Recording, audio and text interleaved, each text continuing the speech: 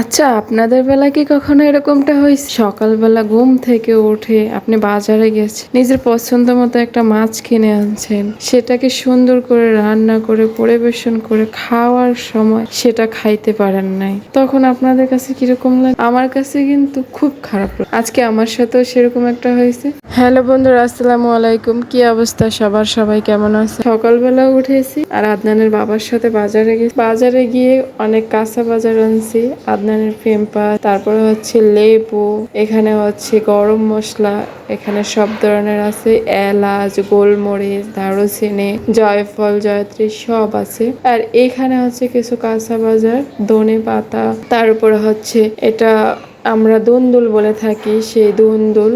আর এটা হচ্ছে পটল। আজকের পটলগুলা কিন্তু সাইজেও বড় বড় ছিল। আর এই তো এটা হচ্ছে বরবটি। আমার কাছে কিন্তু বরবটি রান্না করলে অনেক ভালো লাগে, সেই জন্য হচ্ছে বরবটি কিনে নিয়ে এসেছি। আর এই যে দেখুন পুরা পাকের ঘরটা নোংরা হয়ে আছে, এটা হচ্ছে আমার পরিষ্কার করতে হবে। আদনানকে হচ্ছে ঘুম পাড়িয়ে আমি তাড়াতাড়ি করে সব পরিষ্কার করে নিচ্ছিলাম। এর মধ্যে কিন্তু আদনান উঠে গেছে।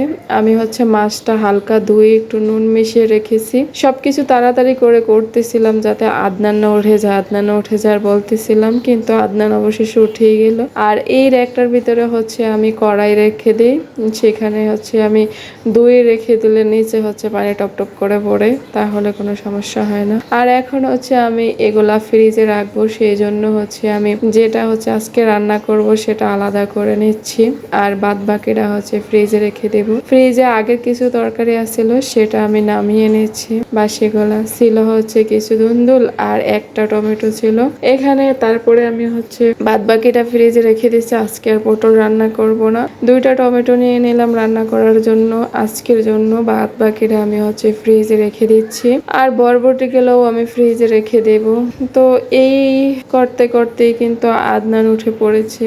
আদনান উঠে আমাকে একদম ডিস্টার্ব করা শুরু করে দিয়েছে। দেখুন চোখে কিন্তু এখনো ঘুম ঘুম ভাব আছে। ও হচ্ছে ফ্রিজের কাছে যায়, ফ্রিজের ওই যে ছোট্ট একটা যেটা আছে সেটা হচ্ছে টিপ দিয়ে ধরলে বন্ধ হয়ে যায়, সেরকম ওর ভালো লাগে, বাতি বন্ধ হয়ে যায়। ফ্রিজে দেখে আগেরও কিছু লেবু আছে, আজকেও লেবু নিয়ে এসেছে, সেই জন্য সব একত্র করে রেখে দিয়েছে। আর এই তো আমি হচ্ছে সব তরকারিগুলো নিয়ে নিয়েছি, আলু, পেঁয়াজ, তারপরে হচ্ছে ধনিয়া পাতা, দুন্দুল আর বরবটি সবে নিয়ে নিয়েছি।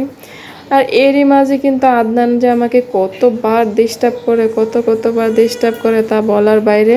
সবই দেখতে পাবেন আজকের ভিডিওতে। দেখুন এখানে আদনান, আমি হচ্ছে ফিল্টারে পানি দিয়ে রাখতেই পারি না ওর জন্য, ও ফিল্টারের পানিগুলো একদম ফেলে দেয়, সেজন্য আমি অল্প অল্প দিই, আবার অল্প অল্প নেই, তারপরও হচ্ছে যেটুকু থাকে ও ফেলে দেয়। এখানে হচ্ছে আমি তরকারি কাটার জন্য পুরো বলে করে পানি নিয়ে নিয়েছি, এক একটাতে এক একটা কেটে রাখবো, সেজন্য যাতে আমার অসুবিধা না হয়। সব একসাথে করে এখন কাটাকুটা করতে বসে যাব।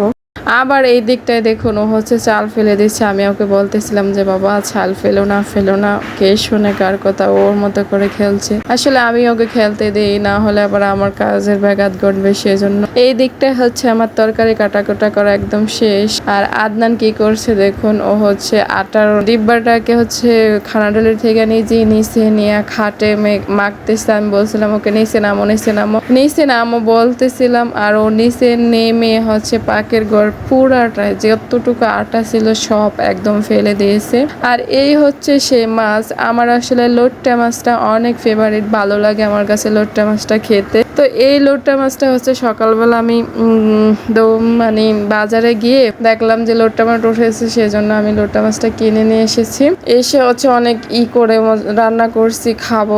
আদনানের বাবাও খুব এক্সাইটেড ছিল যে খাবে, কিন্তু শেষ পর্যন্ত দেখি যে এমন নুন হয়েছে যার জন্য খেতে পারছি না। তো ভাবলাম যে এত মাছগুলা ফেলে দেবো, সেই জন্য হচ্ছে আমি এখানে কিছু আলু কেটে নিয়েছি, আর এক্সট্রা কিছু চিংড়ি মাছ ফ্রিজ থেকে বার করে নিয়েছি, এটাকে দিয়ে তো আমি এখন রান্না করছি। আর আদনান তো ঘরের অবস্থা একদম খারাপ করে দিয়েছে, সেজন্য আমি ঘরটা ঝাড়ু দিয়ে মুছে নিচ্ছিলাম। আর আদনানও হচ্ছে আমার সাথে সাথে মুছবে, সেই জন্য ও আমার সাথে মুছতেছিল। তো তারপরে হচ্ছে আমার রান্না বান্না প্রায় শেষ হওয়ার দিকে, সেজন্য আমি হচ্ছে আদনানের জন্য একটু দুধ গরম করছিলাম। দুধের ভিতরে হচ্ছে একটু চিনি, একটু নুন আর একটু সুজি সুজি দিছিলাম যাতে দুধটা ঘন হয়, আর ওকে যাতে একদম সেরেলাকের মতো করে পাকিয়ে দিয়েছে যাতে ও খায়। তো আজকে রাতের জন্য রান্না করছি হচ্ছে বরবটি আর আলু দিয়ে ভাজি করছি একটা, আর ওই চিংড়ি মাছ, লোটা মাছ, তেলাপিয়া মাছ দিয়ে ধুন্দুল দিয়ে